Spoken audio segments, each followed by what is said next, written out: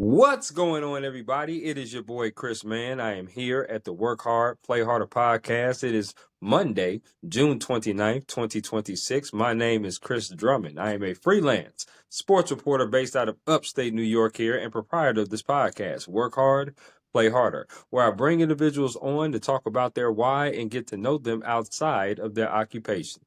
I got a very special guest that's on with me today, as she is a voiceover actress and has been so for the past 15 plus years. You might hear her voice and be very recognizable if you walk into Target stores. Her name is Amie Breedlove. We're going to talk to her about her why of getting into voiceover acting, but we're also going to ask her some get to know you questions. So without any further ado, I introduce to you the wonderful, talented, and the beautiful Amie. Welcome to the podcast. Hello. Thank you for having me. Thank you for coming on, Amie. I really appreciate it. We're going to have some fun today, that is for sure.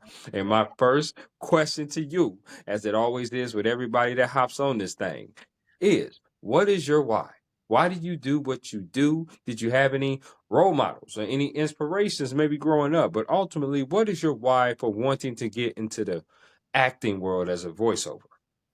Oh my goodness. So I have always been behind a microphone and I didn't even know about voiceover until around 1999.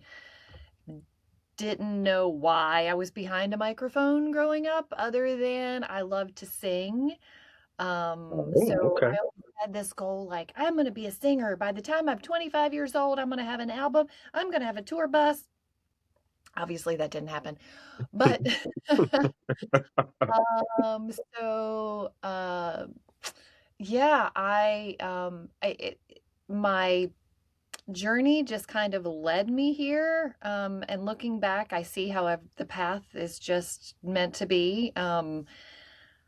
Again, in front of that microphone, in front of my stereo when I was 7 years old, singing along with the songs on the radio, all the way up through high school and college orientation day. I'm like, what am I going to major in? I have no idea. I did like that broadcasting class I had in high school. So I went to that table and they're like, yeah, we have an on-campus radio station. You could hang out there, go on the air. And I'm like, oh, radio station. I could talk to record people. Right, So right. So that's how that came about. Didn't even know I was going to have to talk on the radio, even though they told me at orientation. So, uh, yeah, I got a shift at the radio station on campus, and I was a very shy person growing up, even though I was in front of my little microphone singing and reading stories and having fun, but I was still super shy. And I did like to perform because I was always in chorus. Um, but uh being on the radio, I was like, really? No. So slid into that slowly, and then when I graduated, I'm like, I guess I'm gonna have to get a job in radio. So applied for some jobs, got a job, and got a job at the radio station that I grew up listening to, Okay. and was a DJ for 16 years. Did some other things, did everything in radio actually, and found out about voiceover in 1999. And one of these station voices, the guy was in town and he said, you really should check out voiceover. And I'm like, what's that? And he's like, it's what you're doing now. It's what the commercials, you're reading them and performing them, and you could be like on a national commercial. And I'm like, woo, that would be fun. So that's when I fell in love with it, was around 1999. And I just really enjoyed the whole aspect of being behind the mic and being able to just act and change my persona and have fun. And I also teach too. So I slid into the teaching side of things. So my why, after that long explanation, would be because I think it's fun and you get to express yourself every single day in different ways. For sure. Absolutely. I mean, there's so many different voiceovers that you can do in this industry for sure. And like you said, you was a radio DJ, so you found your voice. That's what you typically do in radio. You find your voice, and then you was doing it for 16 years, like you said, which is amazing. That's awesome. I want to ask you because you said you was in chorus, and you say you like to sing. What is your go-to karaoke song? Oh, Turn Your Love Around, George Benson. Wow. So Turn your turn your love- love around. Is that the song like that? Yes. Okay, okay, got you. I love that. I'm I love karaoke too. I would probably say mine is Rocket Man, Elton John. For sure. Okay, For that's a good sure. one too. For sure. I love Elton. that. I love Anything it. else? Yeah. Yes, definitely love Elton. Love George Benson too though. Love that. I'm a huge musical person. I don't know if you like musicals. But I am a huge musical person. I want you to give me a top four, if you can. Narrow it down to four musicals that's your top four that you love. Oh my goodness. Okay, number one, obviously, Singing in the Rain. Yeah, Number that's a good one. two, Wizard of Oz. Yeah. Oh boy. Now it's getting harder. Number three, Beauty and the Beast. Would that be considered a musical? Somewhat. Somewhat. Yeah, Yeah. Yeah.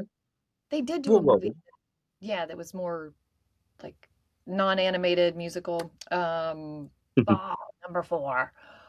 That's tough. Um, I can't think of one fast enough. I, mm, I'm more of like just the song, The Radio Girl, outside of, the.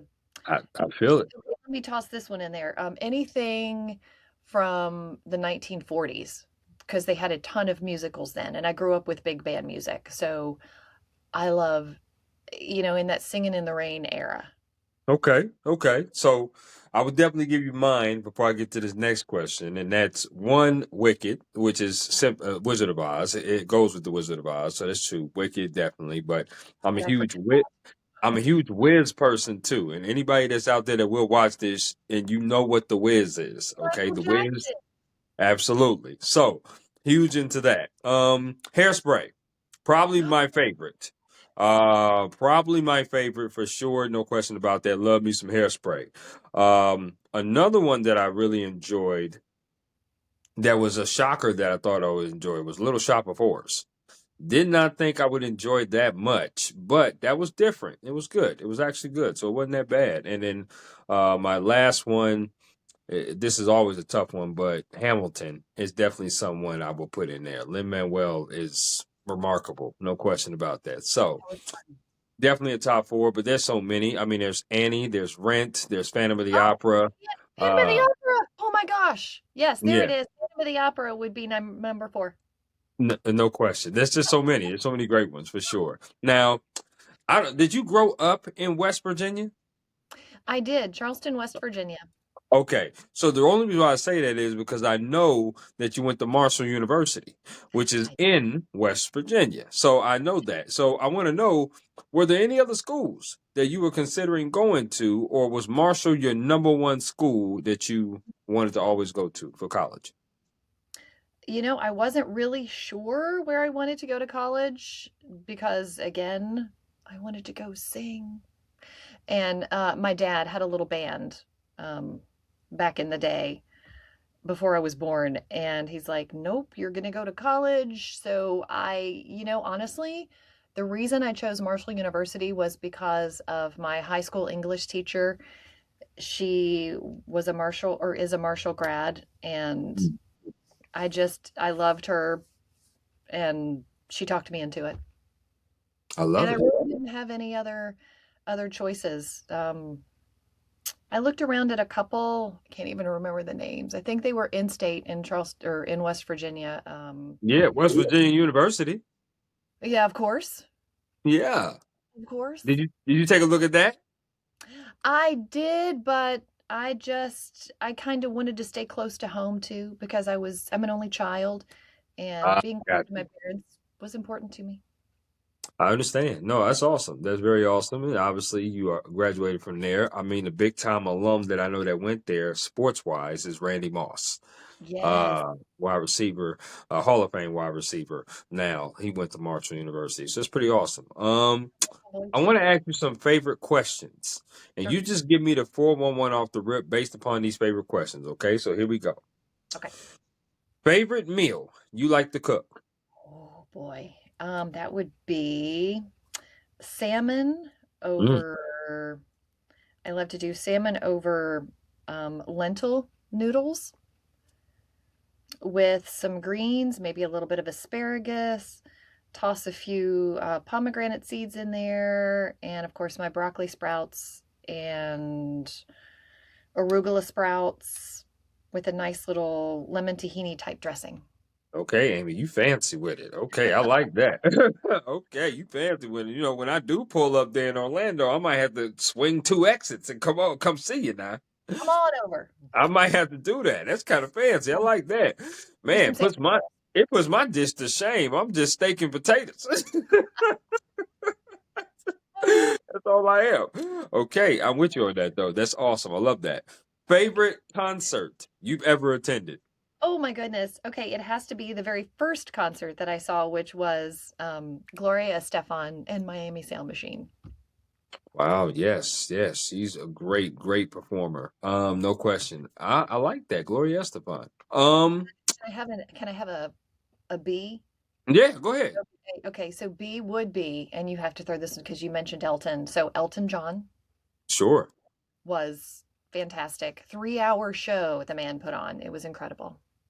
I mean, he has so many hits. I mean, it's hard to just cut his short. It's hard to cut his show down. He has so many hits, so many good songs. So I love that. I love that. It's amazing. Favorite place you've ever traveled to? Ooh, okay. And lived. Um, oh, that's hard because okay, so gosh. My favorite place would be Florida because I love being warm, but I lived in Anchorage, Alaska for a while, and Mm, that was such an incredible experience and adventure. The food, the trails, the snow. right. Yeah. Yeah. Because you just mentioned you love to be warm, but Alaska it definitely can get cold. But West Virginia can get cold too. So I guess Oh, you know. For certain, for certain, for sure. I'm thinking of going on an Alaskan like cruise at some point. I want to be able to go just to see how Alaska is because I've never been there. And just just I like doing different things. I like trying out different things. You know, before I say, I don't want to do that. But I want to be able to try Alaska for sure and see what that is. But that's awesome. I love that. In Florida, obviously you're at Winter Park now, but have you visited all of Florida? have not been all the way down to Miami or the Keys, but everywhere else, yeah. Yeah. Okay. Okay. Yes, I've been to Jacksonville numerous of times. For especially for the football games, UGA, Florida. That's where they used to play. And definitely I've been to Tampa. Orlando was the first time last year, which that's a tourist city, pretty much. It is. Love it. And yeah, so I have a lot of affinity for Florida. Plus, I went to school at Kennesaw State University, which is in Atlanta, Georgia. So we're right next door. So pretty much, I like that. Okay. Favorite, and this one is a two-part question, okay? Because I'm a sports guy, so I'm gonna ask you a two-part sports question. So here we go. Favorite sport you like to watch on TV? Favorite sport you like to attend in person? They could be the same sport. Oh, okay, good. They are actually. Baseball. I love it. I love it. Okay, what's your favorite baseball team? Probably the Yankees. Wait a minute. You're from West Virginia. You moved to Florida, and then you are a Yankees fan. Amy, talk to me. How in the hell? What? Well, I have always loved New York. Okay. That was a dream of mine too, to move to the city. But wow, it's expensive now. Oh yeah, it's very So, expensive. um, yeah, so I've been to a Yankees game, and I think just because absolutely love New York City, and it's the Yankees. Okay, okay. Now I'm going to test you a little bit. Okay. Can you name me Oh no. 3 Yankees that's playing right now? No. And I can't even think of the ones that were playing back in the day when I went to see the games. Well, see, Amy, Chuck now that Knobloch. Chuck Knobloch. okay, that's a good one. That's a good. Yes, he used to play for the Yankees, played for several teams, but yes, Yeah. the Yankees was one of them for sure. Now that you and I have been face to face because we've talked via internet, now that I can educate you and I can school you, so I would definitely be able to do that. So no doubt, I would definitely help you out. So that way, when you're cheering for the Yankees, you know who the hell you're cheering for. I need Uh, that help. right, right. Names like Aaron Judge, which is he's big time guy. Giancarlo Stanton. You have Paul. You have Paul Goldsmith on there. Ben Rice is an up and coming guy. Okay. That he's playing pretty good this year for the Yankees. So, like I said, we will continue this because we're definitely going to stay in touch, no question. And I will help you out with some Yankees players. But I that's a will good team. study and be ready for the test next time. I love it. I love it. Okay. Now, I am a huge foodie. Okay. Last of the favorites. I love food. I'm sure you do too. What is your favorite place to go out and eat at Winter Park? Oh my goodness, that's a toughie because wow, there's so many great restaurants. My favorite was Blue. Unfortunately, they're no longer there, Mm, but I love bowls. So I love Bricks and Bowls. Um, okay. gosh, I love Kyoto. It's a little tiny fast fusion Japanese um type place, and it's just so good. Okay. Bricks and bowls, you said. Yes. Okay. Because mind you, when I came down there last I wouldn't say last January, 'cause that's when Podcast Fest typically is. The place I went to was Denny's.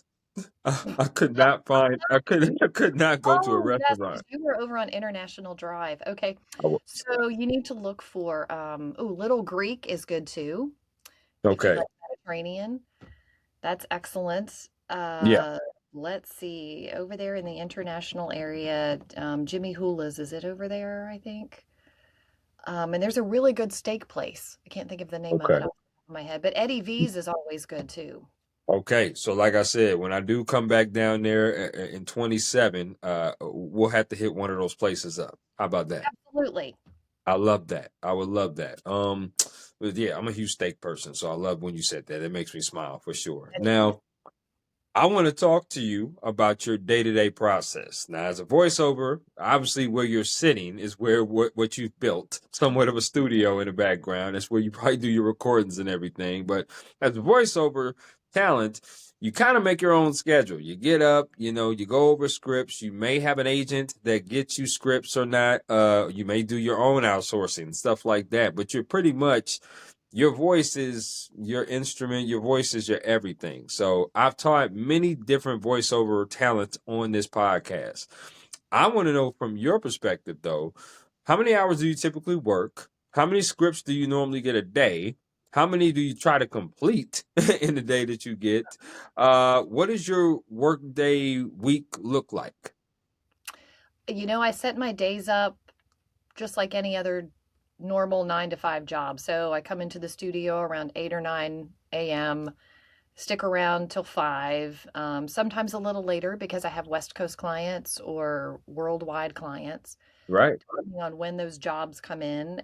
Um, but for a day-to-day thing, I come in and I audition all day long, and in between auditioning, I also work on my books. I work on marketing.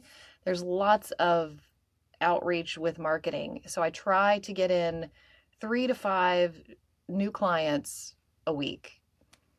And Hmm. that's just a lot of and I'm kind of old school, so I keep my little paper notebook here, but I also have a CRM too, so I can know when I reached out to someone and when I should reach out again if I don't hear from Right. them. So yeah, it's a lot of direct marketing and auditioning, and then I teach as well. So I have a lot of students in between there. And then if I do get a job, I have to make sure I scooch the students to a good time so I can get the job taken care of. And yeah, I do have agents. I have 4 agents, and Wow. I, it's not a direct agent, but I'm with the agency. So I Yeah. get auditions from them and just knock out those auditions and cross my fingers like, okay, pick me. I totally understand. Now, when you say you teach, where do you teach at, and what classes or how many classes do you normally teach? I teach right here, just like this. Usually I use via Google Meet, and we meet once every 2 weeks, or maybe sooner, a little longer. And I teach performance. So I send a bunch of scripts from commercial narration, corporate narration, IVR, which is the phone messaging, a little bit of animation, but mainly just commercial and corporate narration. And it's just like this. I just send along scripts, and I have little templates for marketing and vocal performance and acting for voiceover, and we cover it all and have I fun. like that. I like that. I do. That's pretty awesome. Now, mind you, obviously we talked about what you do as far as your target, your voiceover for target stores. But what are some other genres that you typically do? Do you do comedy? Do you do commercials, medical? Do you do educational? Like what other kind of genres do you touch up on that you add your voice to? Gosh, pretty much all of the above. I do medical. I have a company that I've worked with for probably 10 years, and I'm the voice of teaching doctors about a new instrument. So it's a kind of an e-learning script of all of these big medical words with that go to doctors, and they learn about their new instruments. Um, Educational, I've done a Texas schools audiobook, which was for the students. That was several years ago. I do phone messaging for some local folks, some folks back in West Virginia as well, and then worldwide. Yeah. Um, I just finished up a project with a client in Copenhagen, a client in Germany. I did a big e-learning thing for. Uh, and then I do what I call like the fun things for Sprouts Farmers Market. I just did a voiceover for them, and I love that when I can just do a basic commercial. I think it's because of all my years in radio. That's my comfort zone. Right. I feel that. Okay. So let me ask you this. Like, as far as getting your start, because typically when you hear about voiceover talents and getting their start, they have to pay for classes. And before they even get to the agent's part, they have to go through kind of training. And sometimes it's like an investment in yourself. But, a lot of people just, it's tough for them to get started because of the money, right? Financially. Like, um, how did you get your start?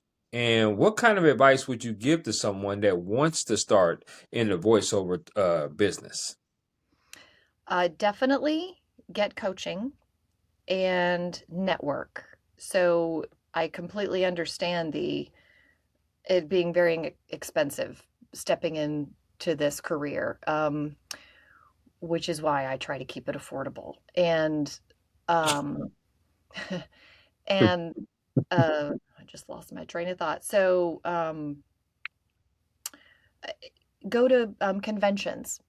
There are a ton of voiceover conventions. There's One Voice, there's VO Atlanta, the Mid Atlantic Voiceover Convention. I used to go to one called FAFCon. It no longer exists, but met tons of great friends and colleagues there, and it's just a great way to learn about the industry and not only network because agents and clients and casting directors show up there, but there's breakout sessions where you learn marketing, you learn performance. Um, you go to karaoke in the evenings and sing with everybody. uh, it's a little like Podfest, like you had mentioned earlier, where you just get together and you just learn and you become friends, and then that's a really good way to gather all the information that you need to start in this business. But another reason why I decided to teach as well is because when I started, I felt like I was just Googling like everything, like, you know, where do I go? Right. So I tried to condense it into little things that just really help you take steps to get you where you need to be. Right. Right. Oh, okay. I understand that. That's pretty cool. Pretty awesome. I wanna ask this about work life balance and mental health because it's very important. Obviously, as journalists in my industry, a lot of people have left this industry because of their mental health being affected. A lot of people have left my industry because of their work life balance, just not being able to get balance. I don't think you can ever have 100% balance in this industry. But talk to me about how you have still managed your mental health, right? How you still have great mental health, but also still have that work life balance, being able to be a voiceover talent, right? Because you seem like a wonderful woman to be around. I certainly wouldn't mind spending time with you, that's for sure. And I think your family and friends feel the same way, but you feel very dedicated to your job too. So, how do you continuously have good mental health and work life balance without being overwhelmed or burnt out? That is a really great question. So that's why I left radio, Mm. because it was a 6 day a week job, and I felt like I was just giving my life away to not having that time to re-energize myself and to relax and to prioritize my peace, which is important to me. When I was 20 years old, completely different. But I left radio when I was what, 30 something. So I'm 55 now. And I I'm really glad I chose that, not only because it does give me greater flexibility with my time. Yes. And this is still a hustle. It is a hustle because I'll be in here some days on Saturdays and Sundays, Right. auditions or catching up on my books or doing a little marketing. But I'm able to stop for an hour or two and go throw some laundry in, or maybe just go outside and get some nature in for just a little bit, and not have to Right. worry the boss is going to be like, "What are you doing?" Or that song is like about to end on the radio station, so I got to get back inside so we don't have dead air. Or there's a remote that you've got to be at, and um, this has just definitely helped me with the mental health aspect of life. Definitely. I love that. And I love that transparency. I really do appreciate that. We're going to take a short break here, Amie, and we're going to come back in about a few minutes and we'll get on with part two of our conversation. This is such a good conversation. I cannot wait to get back with it, but we're going to take a short break and I'll be right back with you, okay? Okay. All right. Welcome back here to the Work Hard, Play Harder podcast. I am here with the lovely Amie Breedlove. She is a voiceover talent and has been so for the past 15 plus years. We just got done talking about mental health and work life balance and being able to have that mental health and work life balance through your occupation and your industry. It's an important question to ask because many people deal with mental health in a plethora of ways. Some people have breakdowns.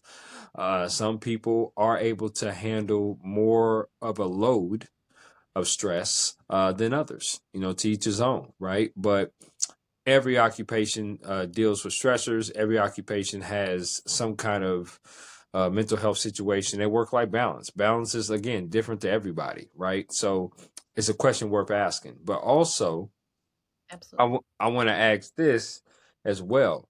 As a voiceover talent, and like I said, you pretty much market yourself because you're your own business, right? Talk to me about some of the pros and the cons that comes within this industry that people should know about before even getting into the industry? Let's see. Well, pro, of course, is definitely flexibility. Mhm. Set your own hours. It's fun. It's creative. You get to meet lots of other creative people, and fun being the big word. Cons, you don't have coworkers. Sometimes it gets a little lonely in the booth, For sure. and that's why networking and have some meetups every now and then with voiceover friends like this, and we'll just meet up and chat, not only to see what's going on with the voiceover industry, but just with each other's lives as well. Another great mental health um, thing. Let's see, another con. Health insurance. Having to pay for health insurance as a self-employed person is Yeah. just horrible. It's so expensive, and yeah, sometimes I feel like I'm working to pay for health insurance. I feel you there. No question about that. It doesn't look like it's going to be getting any better anytime soon, Amy, for sure. Unfortunately. But yeah, no, I totally dig that. You know, people need to know about the industry. Sometimes people get a misconception about industries and they look appealing, they look very nice, they look very good to be able to be into, but they don't understand what all entails or what all goes through, right? Like Right. you built that studio by yourself, and listen, it took some time to do, but at the same time, you went through the classes, you paid for the classes, you got coaching, you got training, you got 4 agents, so people are giving you all kinds of things, but then you got to decipher between those scripts on which one fits you. You know, every script that you get doesn't fit you, so Ex- you know what I mean. So it's a lot that goes into being a voiceover talent that people sometimes don't understand and realize. Yeah, and you don't have another con is you don't have a constant paycheck. So you're going to have the ebb and flow. Yeah. And on those ebbs, sometimes you're wondering, okay, what's wrong?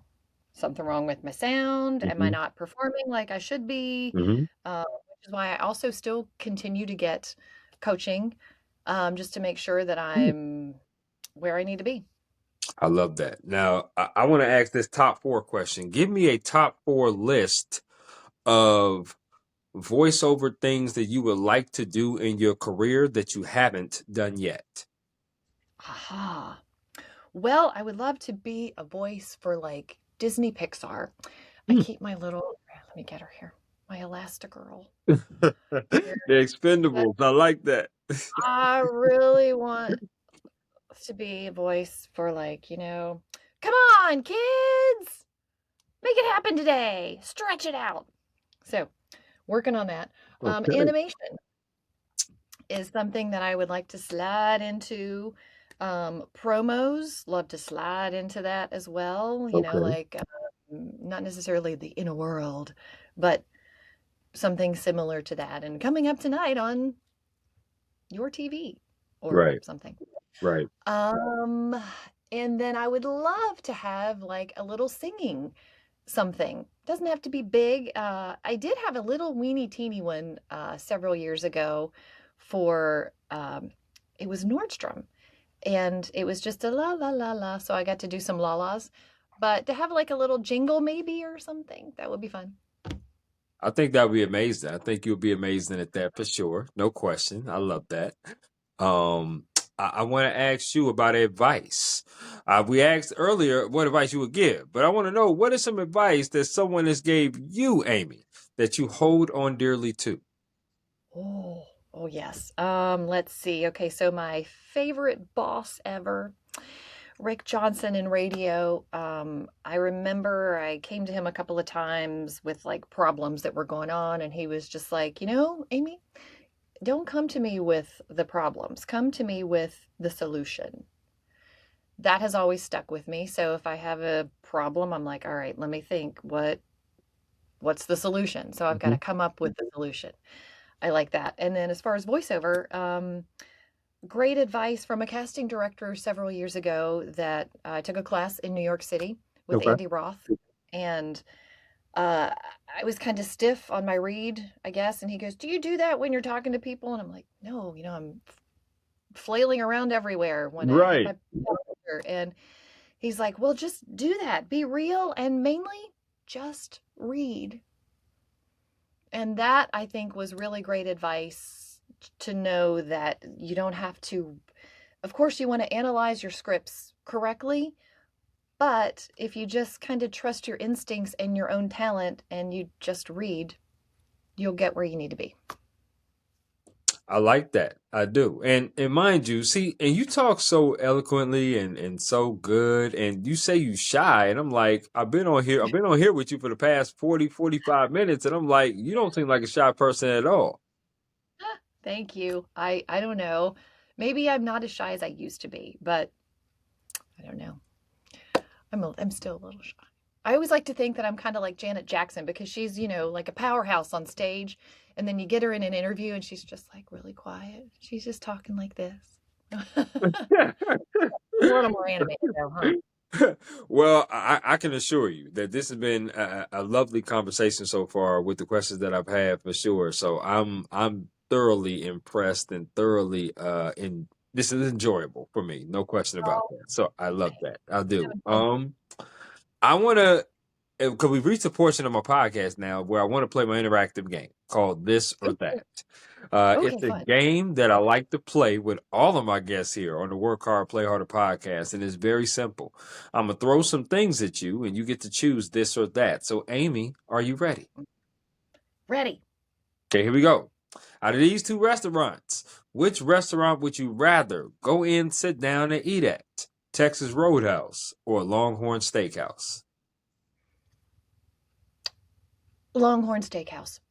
All right. How do you like your steak?